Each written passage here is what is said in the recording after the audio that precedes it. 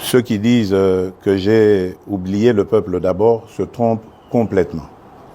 Parce que je dors et je me réveille en pensant au peuple congolais. J'en prends même sur ma santé tellement que c'est le premier de mes soucis. Donc j'espère qu'en 2028, lorsque nous ferons le bilan, ceux qui disent que je me suis éloigné de Tshisekedi Étienne auront le courage de revenir sur leurs propos. Parce que c'est ce qui se passera. Vous aviez 6 engagements. Vous avez aussi dit que vous allez monitorer le gouvernement.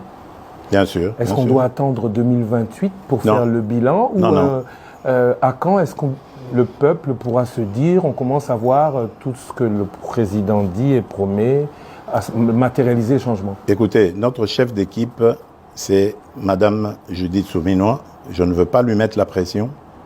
Elle est suffisamment outillée pour évaluer le travail de ses ministres et de m'en faire rapport.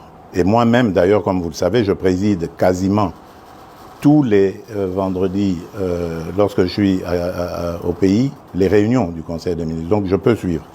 J'ai un cabinet qui est très actif, qui m'accompagne dans ce suivi. Donc, moi, j'estime la première évaluation au début de l'année prochaine.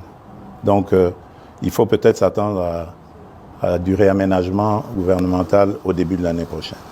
Mais bon, je le dis sous réserve de ce qu'on en pensera, la Première ministre et moi. Élection en janvier 2024, premier bilan en janvier 2024.